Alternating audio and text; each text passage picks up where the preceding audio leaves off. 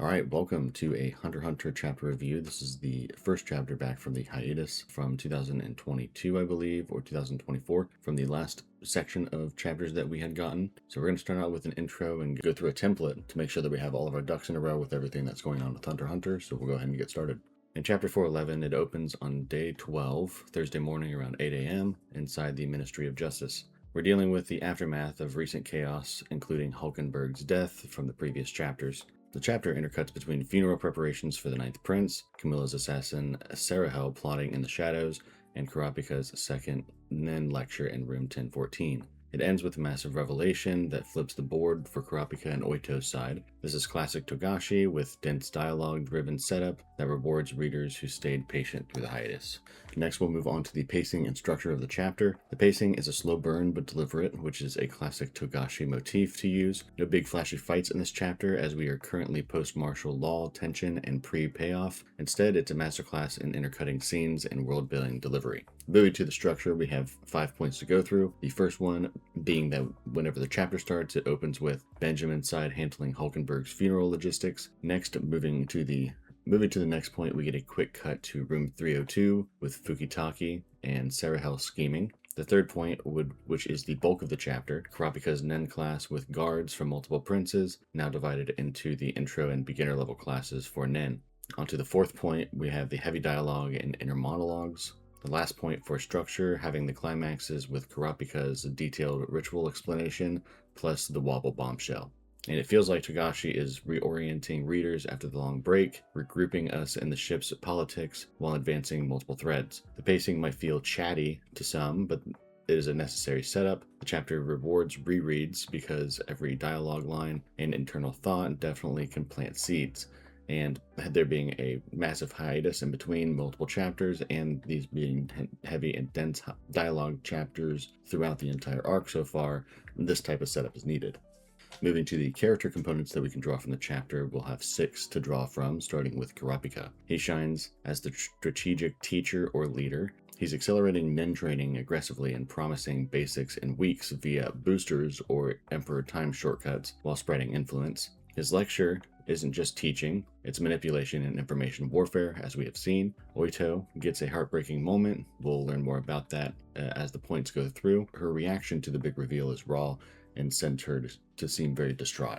We'll move on to the next point, which would be Sarahel, who is Camilla's captain of guards and is disguised, as well as cold and calculated. She's planning a curse or to kill Wobble, stating 5 days if lucky with proximity and items, but longer otherwise, while searching for Nen exorcists. Internal thoughts show she's adapting to the changed situation post-Hulkenberg. Next, we'll move on to Benjamin's faction, having Hulkenberg's reporting and Kaiser's commenting, which shows professionalism mixed with political calculation, giving a proper funeral to avoid public backlash. Moving on to the fourth point for the character components, we have the supporting guards. These are from the 2nd, 3rd, 7th, 10th, 11th, and 13th princes. Their internal thoughts reveal motivations towards power for survival and reassessment after the war, noticing physical benefits from proper Nen exposure, for example, being better skin and renewed energy. There is paranoia about previous murders, the silent majority echoes for sure, and strategic thinking about balancing powers or going defensive. The fifth point we have for character components would be Hulkenberg posthumously. His will shows foresight, no need for princely farewells due to the contest. We can think he is playing the long game as we see him within, I think, Balsa Milko, if that's his name, his body. And on to the last and final point for the character components, we have the overall chapter and character work. Togashi excels at showing how the war affects everyone differently, showing ambition, fear, pragmatism, and adaptation.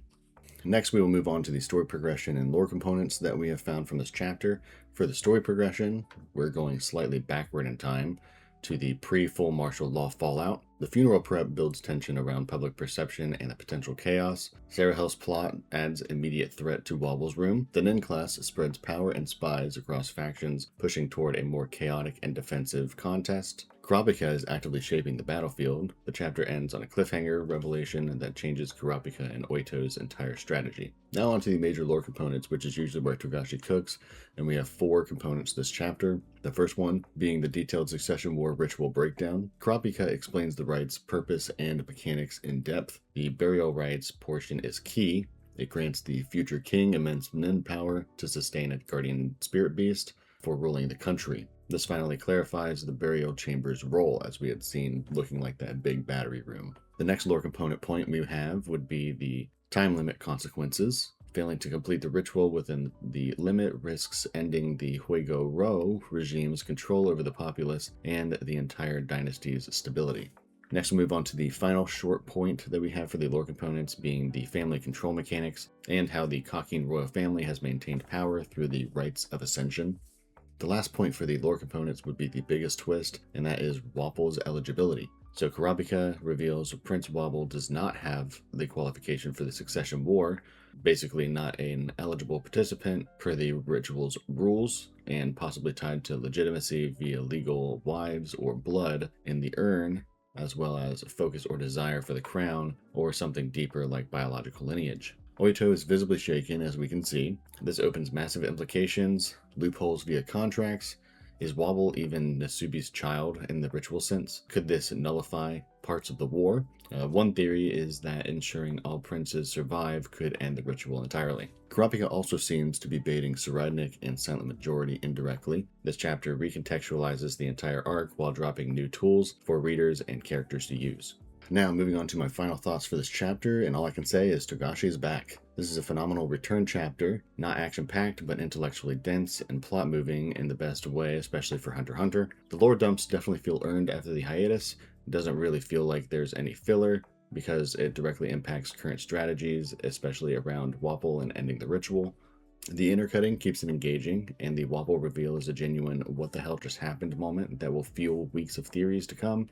Strengths for this chapter include incredible world-building payoff, some character motivation shining through a dialogue, and a setup for chaos on multiple fronts. The funeral unrest, Sarahel's curse, and Nen users spreading as examples. Definitely weaknesses for this chapter, if we have any, would be it might feel slow if you're craving fights, but that's classic Succession War that we have seen already with, 50 chapters before this. The overall score for the rating in my book would be a 9.5 out of 10. Very solid. We're so back as the meme goes. This sets up the next chapter perfectly. Expect fallout from the Wobble truth, the funeral drama, and Nen class consequences. Togashi reminds us why this arc is peak complex shonen. What do you think about the Wobble twist? Drop any theories or additional info to existing ones below when you can. One of my biggest questions would be, is Wobble Beyond's kid? Is that why he's ineligible? Is it a loophole play? How does this affect Kurapika's plans? With that being said, I will see you next week for the next Hunter x Hunter chapter, and I'm personally glad to see this back, but it seems the chaos is only getting started. Alright, see you in the next chapter.